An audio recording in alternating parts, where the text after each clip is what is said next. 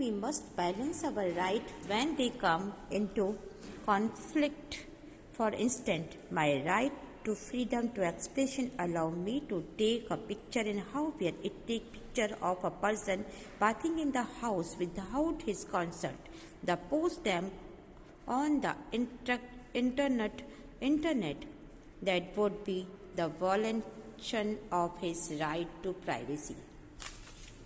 Now, fourth, the citizen must be delegation about the limitation which may be placed on their right. A currently debated topic concern the increased restrictions which many governments are imposing on the civil liberties of citizens on the ground of national security. Protesting national security may be defined as necessary for the safeguard the right and well-being of citizens, but at what time, what point would the restrictions imposed as necessary for security themselves become a threat to the right of people? Should a country facing the threat of terrorist and bombing be allowed to curtail the liberty of citizens? Should it be allowed to arrest people on the most occasions? Should it be allowed to interrupt their mail or tap their phones? And should it be allowed to use tortoise to extra confusion?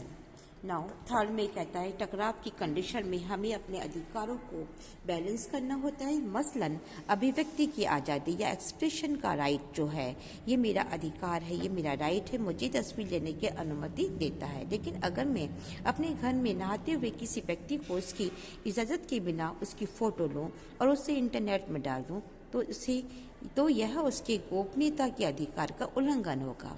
Now fourth के अंदर कहते हैं कि citizens को अपने अधिकार या right पर लगाए जाने वाले कंट्रोल के बारे में चौकस रहना होगा। आजकल हम एक विषय जिस पर हम बहुत चर्चा हो रही है कि बढ़ते हुए रेस्ट्रिक्शन से संबंधित है। ये रेस्ट्रिक्शंस कई गवर्नमेंट राष्ट्रीय सुरक्षा के नाम पर लोगों की नागरिकता और उनकी फ्रीडम पर लगा रही है। नागरिकों के अधिकार और भलाई की रक्षा के लिए जरूरी मानकर नेशनल सिक्योरिटी की हिफाजत का समर्थन किया जा सकता है, लेकिन किसी बिंदु पर सुरक्षा के लिए आवश्यक मानकर थोपे गए रेस्ट्रिक्शंस अपने आप में लोगों के अधिकारों के लिए खतरा बन जाएं, तो क्या आतंकी बमबारी की धमकी का सामना करते राष्ट्र को अपने नागरिकों की आज़ादी छीन लेने की इजाज़त दी जा सकती है?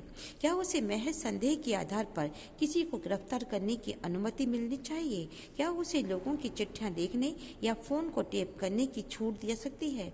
क्या सच कबूल करवाने के लिए उसे यातना का सहारा लेने दिया जाना चाहिए? तो ऐसी कंडीशन में यह क्वेश्चन उठता है कि संबद्ध व्यक्ति समाज के लिए खतरा तो नहीं पैदा कर रहा है।